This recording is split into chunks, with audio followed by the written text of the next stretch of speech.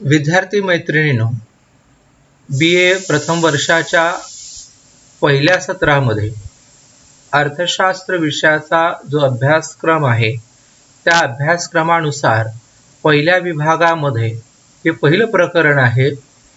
ते पहिलं प्रकरण म्हणजेच अर्थशास्त्राचे स्वरूप आणि व्याप्ती. या प्रकरणामध्ये आपण अर्थशास्त्र म्हणजे नेमकं काय हे समजून घेण्याचा प्रयत्न करणार आहोत. अर्थशास्त्राचा अर्थ समजून घेत असताना अर्थशास्त्राच्या विविध अशा अर्थशास्त्रज्ञांनी ज्या परिभाषा केलेल्या आहेत, ज्या व्याख्या केलेल्या आहेत, प्रामुख्याने ॲडम स्मिथ, डॉक्टर मार्शल आणि प्रोफेसर रॉबिन्स यांनी अर्थशास्त्राच्या ज्या व्याख्या केलेल्या आहेत त्या व्याख्यांचा आपल्याला या प्रकरणामध्ये जो आहे तो अभ्यास करायचा आहे. त्याचबरोबर अर्थशास्त्राचं स्वरूप समजून घ्यायचं आहे आणि अर्थशास्त्राच्या अभ्यासाची कक्षा किती विस्तारित आहे, म्हणजे कोणकोणत्या गोष्टींचा अभ्यास अर्थशास्त्रामध्ये होतो, म्हणजेच त्याची व्याप्ती काय आहे, ही गोष्ट आपल्याला या प्रकरणाच्या अनुषंगाने जी आहे ती समजून घ्यायची आहे. अर्थशास्त्र म्हटलं की आपण सर्वसाधारणपणे सामान्य जो अर्थ लावतो तो म्हणजे पैसा. पैशाविषयी अभ्यास करणारे शास्त्र म्हणजे अर्थशास्त्र हा सर्वसामान्य अर्थ आपण लावतो, कारण अर्थ म्हणजे पैसा आणि पैशाविषयी अभ्यास करणारे शास्त्र म्हणजे अर्थशास्त्र ही अर्थशास्त्राची सर्वसामान्य अशी आपण परिभाषा करताना बघतो. सर्वसामान्य लोक किंवा सर्वसामान्य मनुष्य अर्थशास्त्र म्हटलं की ज्यामध्ये पैशाचा किंवा आर्थिक व्यवहाराचा अभ्यास होतो त्याला अर्थशास्त्र असं म्हणतात. खरं तर मानवाच्या विकासाबरोबर त्याच्या गरजांचा वाढता क्रम आणि त्या गरजातून निर्माण झालेले विविध शास्त्र याचा जर आपण विचार केला तर अगदी आरंभिक अवस्थेपासूनच अर्थशास्त्र हा मानवाच्या जीवनात अभ्यासाचा एक भाग राहिलेला आहे. जिथे गरज आहे तिथे अर्थशास्त्र आहे असं आपल्याला जे आहे ते म्हणता येईल. आणि म्हणून सुरुवातीच्या काळापासूनच अर्थशास्त्र जे आहे माणसाच्या विकास अवस्थेमध्ये अभ्यासाच्या दृष्टीने महत्त्वाचा असा विषय जो आहे तो राहिलेला आहे. पूर्वी अर्थशास्त्र आणि राज्यशास्त्र याचा एकत्रितपणे जो आहे तो अभ्यास केला जायचा. राजकीय अर्थशास्त्र म्हणून जे आहे ते ओळखल्या जायचं. राजेशाहीच्या काळामध्ये राज्य चालवत असताना त्या रयतेची सुरक्षितता, रयतेच्या गरजांची पूर्तता या सगळ्या गोष्टी राजाला कराव्या लागत असे. अर्थातच या गोष्टींची परिपूर्तता करण्यासाठी भांडवलाची म्हणजेच पैशाची गरज भासत असेल आणि हा पैसा, हे भांडवल, ते महसूल कसं उभं करायचं, पैसा कसा उभा करायचा याचा विचार, याचं नियोजन हे राजेशाहीच्या काळात राजालाही करावं लागत होतं. म्हणजे राज्य चालवायचं तर ते राज्य चालवण्यासाठी करावा लागणारा जो खर्च आहे तो खर्च कसा उभारायचा, म्हणजे पैशाची जमवाजमव कशी करायची, कोणत्या गोष्टीवरती कसा खर्च करायचा याचा फार पूर्वीपासून जो आहे तो विचार होत आला आहे. याचा अर्थ असा की अर्थशास्त्र हे फार आधीपासूनच आपल्या जीवनाचा एक भाग राहिलेला आहे, त्याचा अभ्यास होत आलेला आहे. पण स्वतंत्र असं अर्थशास्त्र, ज्या अर्थशास्त्राचा आज आपण उल्लेख करतो किंवा ज्याचा आपण विचार करतो, असा स्वतंत्र असा अभ्यास अर्थशास्त्राचा जो आहे तो ॲडम स्मिथ पासून जो आहे तो सुरू झाला. याच्या पूर्वी अर्थशास्त्र हे राजकीय अर्थशास्त्र म्हणून जे आहे ते ओळखलं जायचं. कौटिल्याच्या अर्थशास्त्राचा जर आपण संदर्भ जेव्हा लक्षात घेतो तेव्हा आपल्याला दिसेल की राज्यशास्त्र आणि अर्थशास्त्र याचा एकत्रित अभ्यास त्या कौटिल्याच्या त्या अर्थशास्त्रामध्ये जो आहे तो झालेला आपल्याला दिसून येतो. खऱ्या अर्थाने अर्थशास्त्राला राज्यशास्त्रापासून वेगळं करून त्यामध्ये फरक करून अर्थशास्त्राला वेगळी अशी ओळख मिळवून देण्याचं काम जर कोणी केलं असेल तर ते ॲडम स्मिथने. म्हणजेच अर्थशास्त्राला राज्यशास्त्रापासून वेगळं करून अर्थशास्त्राला स्वतंत्र ओळख मिळवून देण्याचं कार्य हे ॲडम स्मिथ यांनी केलं. आणि म्हणून ॲडम स्मिथला अर्थशास्त्राचे जनक म्हणजेच फादर ऑफ इकॉनॉमिक्स असं म्हटलं जातं. फादर ऑफ इकॉनॉमिक्स म्हणजे अर्थशास्त्राचा जन्मदाता, अर्थशास्त्राचा ज्यांनी अर्थशास्त्र काय म्हणू आपण त्याला निर्माण केलं असा संदर्भ जो आहे तो लक्षात घेतला. जो निर्माण केलं या अर्थाने की अर्थशास्त्राला नवीन अशी जी आहे ती ओळख मिळवून देण्याचं काम पहिल्यांदा जर कोणी केलं असेल तर ते कोणी ॲडम स्मिथने केलं आहे आणि म्हणून त्यांना अर्थशास्त्राचा जनक असं म्हणतात. ॲडम स्मिथनी 1776 मध्ये वेल्थ ऑफ नेशन, ज्याला आपण राष्ट्राची संपत्ती असं संबोधतो, या आपल्या ग्रंथामध्ये संपत्ती हा केंद्रबिंदू मानून, संपत्तीला मध्यभागी ठेवून अर्थशास्त्राची परिभाषा केली, अर्थशास्त्राची व्याख्या केली. अर्थशास्त्र म्हणजे नेमकं काय हे सांगत असताना राष्ट्राची संपत्ती या आपल्या ग्रंथामध्ये ॲडम स्मिथ असं म्हणतो की अर्थशास्त्र म्हणजे राष्ट्राच्या संपत्तीचे स्वरूप आणि कारणमीमांसा याविषयी विवेचन करणारे शास्त्र होय. काय म्हटलं त्यांनी की राष्ट्राच्या संपत्तीचे स्वरूप, देशाची जी संपत्ती आहे त्या देशाच्या संपत्तीचं स्वरूप कसं आहे आणि त्याची कारणमीमांसा म्हणजे ते कसं मिळवायचं किंवा त्याचा विनियोग कसा करायचा त्याची कारणमीमांसा याविषयी विवेचन करणारे म्हणजे काय तर अभ्यास करणारे शास्त्र म्हणजे अर्थशास्त्र. ॲडम स्मिथच्याच भाषेमध्ये सोप्या शब्दात जर सांगायचं झालं तर अर्थशास्त्र म्हणजे राष्ट्राच्या संपत्तीचे उत्पादन, विनिमय आणि वितरण याविषयी विवेचन करणारे शास्त्र म्हणजे अर्थशास्त्र होय. ॲडम स्मिथ असं म्हणतात की अर्थशास्त्र कशाला म्हणायचं तर अर्थशास्त्र म्हणजे काय तर राष्ट्राच्या संपत्तीचे उत्पादन, संपत्तीचं उत्पादन म्हणजे संपत्तीची निर्मिती, संपत्ती म्हणजे पैसा ज्याला आपण म्हणतो त्या पैशाची किंवा संपत्तीची निर्मिती. आता संपत्ती ही वेगवेगळ्या स्वरूपामध्ये असू शकते, ती पैशाच्या स्वरूपामध्ये असू शकते, ते जमिनीच्या स्वरूपामध्ये असू शकेल, ते एखाद्या यंत्राच्या स्वरूपामध्ये असू शकेल, ते एखाद्या घराच्या स्वरूपामध्ये असू शकेल. तर ॲडम स्मिथ काय म्हणतो की राष्ट्राच्या संपत्तीचं उत्पादन, त्याची निर्मिती आणि त्याचा विनिमय, विनिमय म्हणजे देवाणघेवाण, त्याला आपण खरेदी विक्री असं म्हणतो. तर राष्ट्राच्या संपत्तीची निर्मिती, तिची देवाणघेवाण आणि वितरण, वितरण म्हणजे वाटप. आपल्याला माहिती आहे की कुठल्याही उत्पादनाची प्रक्रिया ही उत्पादक साधनांच्या मदतीने चालवली जाते. भूमी, श्रम, भांडवल, संघटन ही उत्पादनाची साधने आहेत.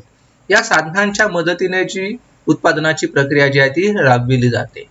अर्थात या उत्पादक साधनांना उत्पादनाच्या कार्यामध्ये उपयोगाला आणत असताना त्यांना त्यांच्या कार्याचा मोबदला द्यावा लागतो.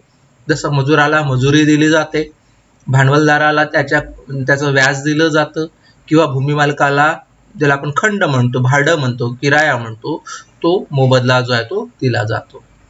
म्हणजे राष्ट्राच्या संपत्तीची निर्मिती करणं, त्याची देवाणघेवाण करणं आणि त्याचं वितरण करणं याविषयी विवेचन करणारे म्हणजेच अभ्यास करणारे शास्त्र म्हणजे अर्थशास्त्र होय.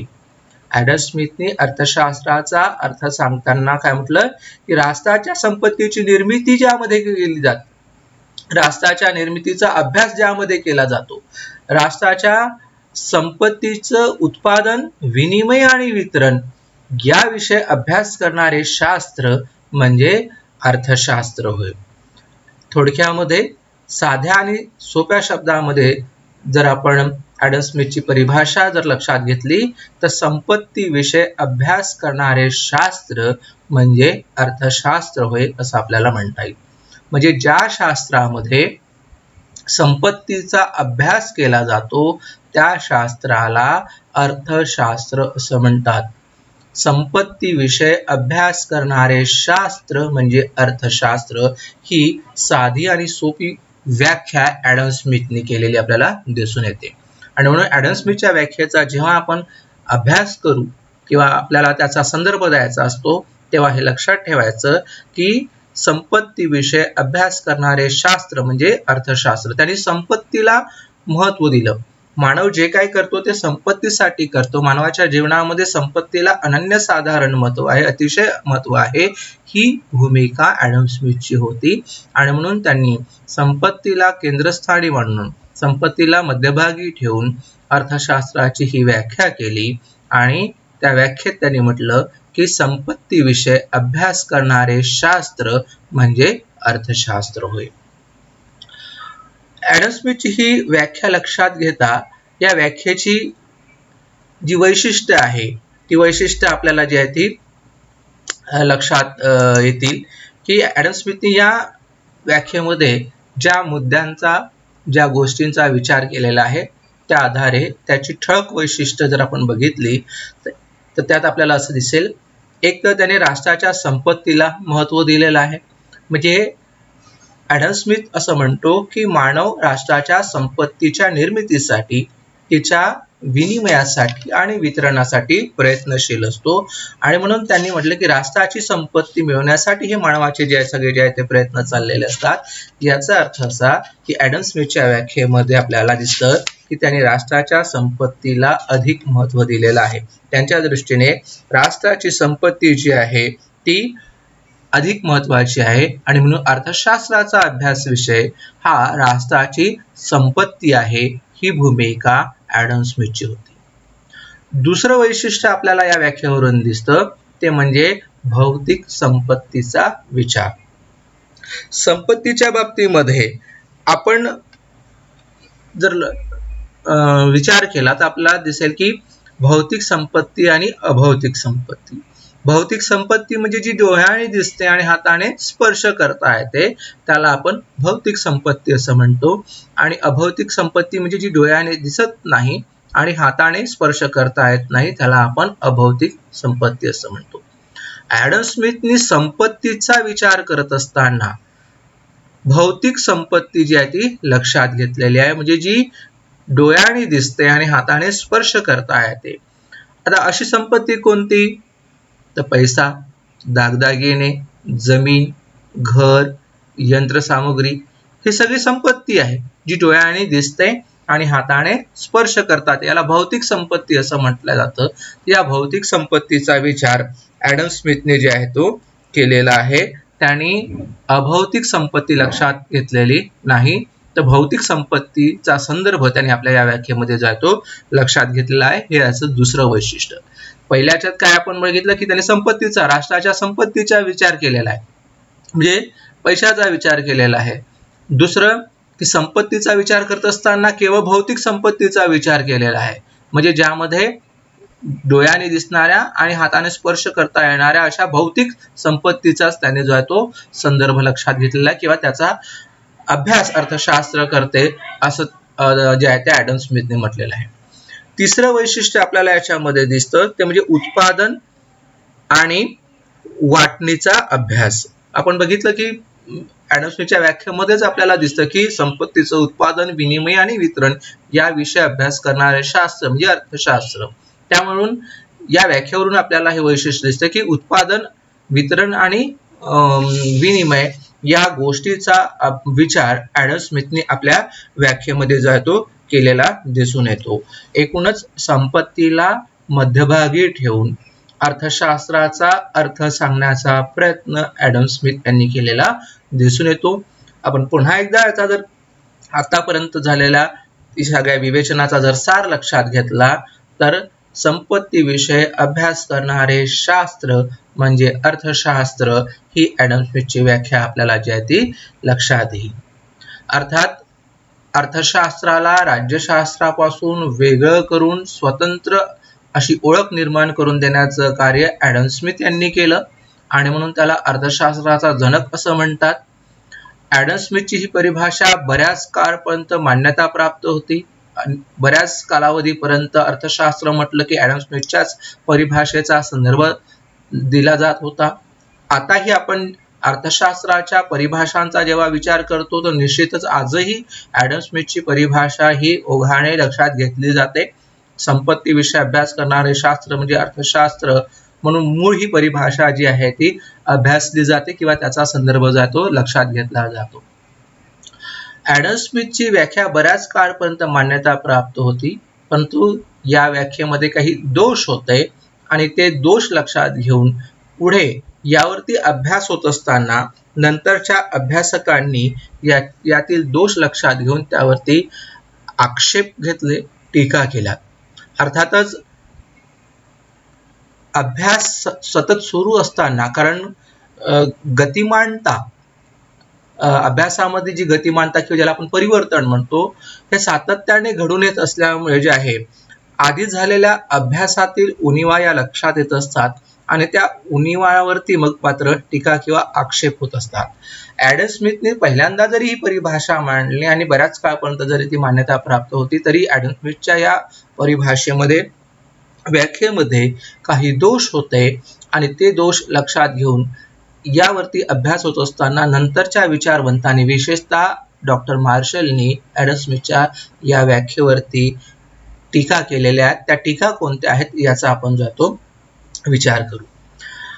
ॲडम स्मिथच्या व्याख्येवरती आक्षेप नोंदवताना, टीका करताना पहिली जी टीका केली जाते ते म्हणजे संपत्तीला अवास्तव महत्व दिलं. ॲडम स्मिथ, आपण म्हटलं की ॲडम स्मिथची व्याख्याच तशी आहे की संपत्तीविषयी अभ्यास करणारे शास्त्र म्हणजे अर्थशास्त्र असं तो म्हणतो. याचा अर्थ की सब कुछ संपत्तीसाठी, सगळं काही ते संपत्तीसाठी होतं, म्हणून त्यांनी संपत्तीला केंद्रस्थानी मांडलं, संपत्तीलाच त्यांनी अधिक जे आहे ते महत्व दिलेलं आहे. वस्तुतः मानवाच्या जीवनामध्ये संपत्तीच हे सर्व काही नसतं, संपत्तीशिवाय इतरही व्यवहार तेवढेच महत्वाचे असतात. मात्र या गोष्टीचा ॲडम स्मिथ यांनी विचार केलेला नव्हता. संपत्तीसाठीच मानव प्रयत्नशील असतो, ही भूमिका ॲडम स्मिथची होती.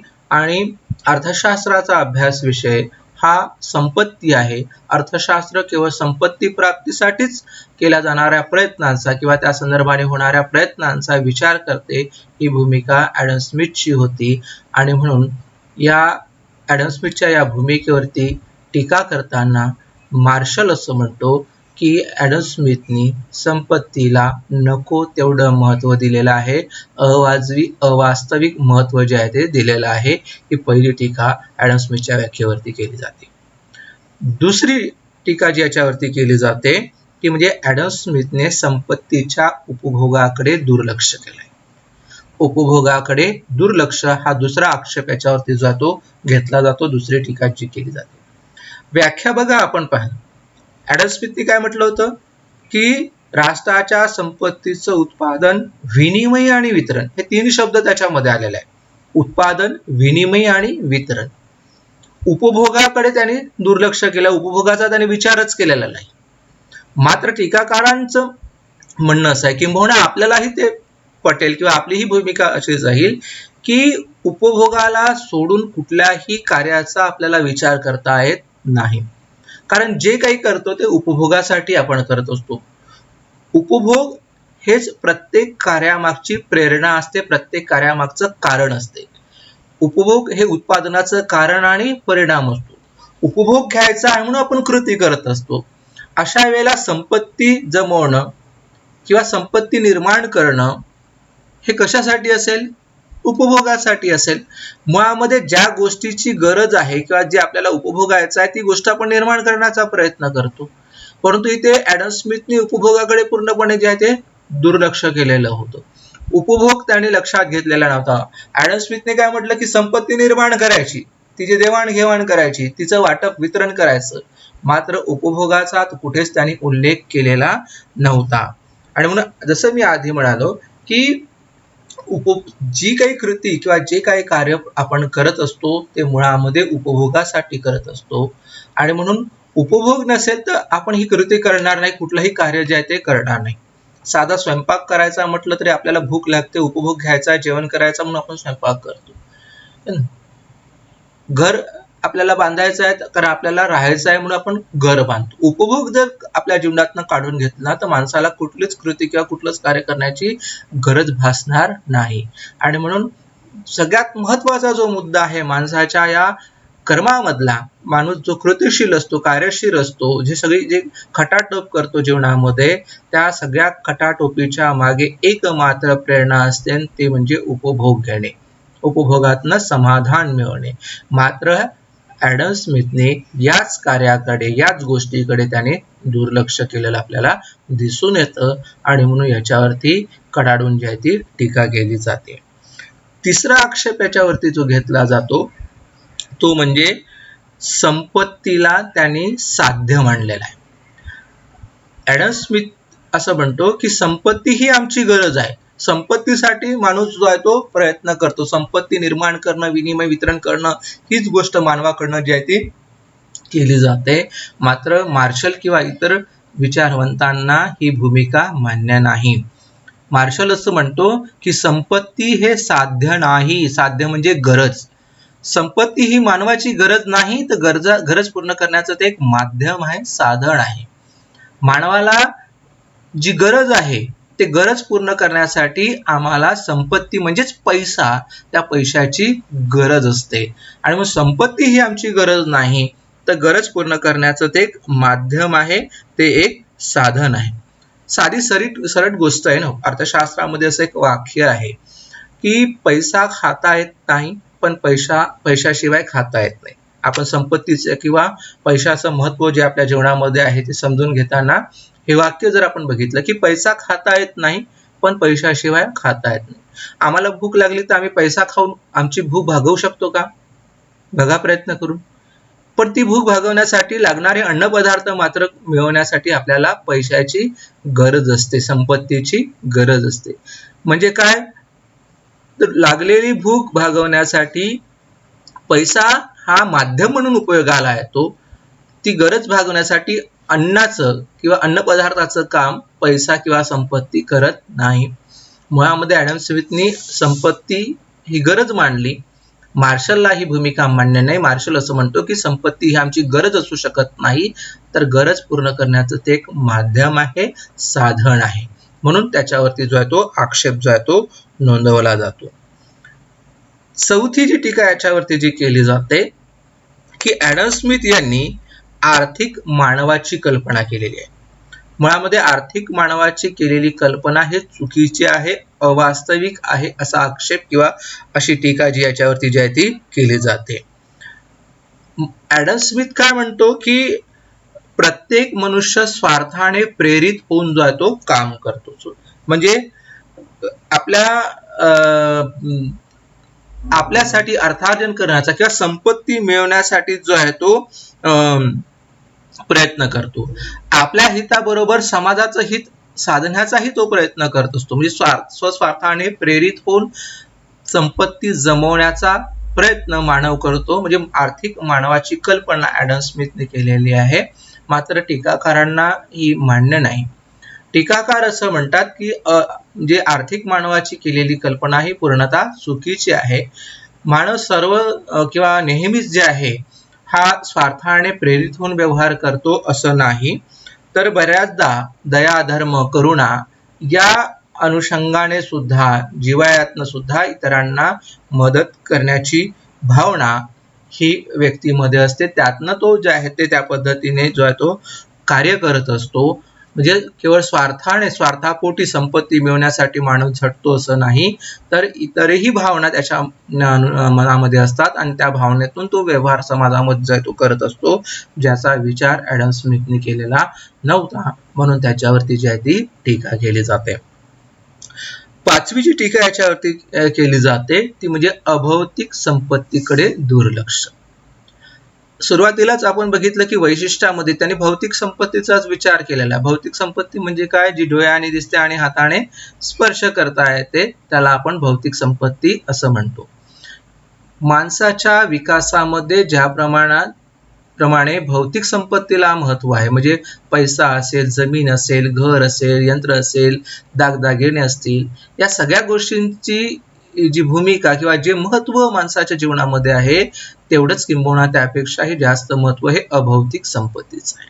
मग अभौतिक संपत्ती म्हणजे काय? अर्थातच जी डोळ्याने दिसत नाही आणि हाताने स्पर्श करता येत नाही. मग अशी कोणती संपत्ती असेल?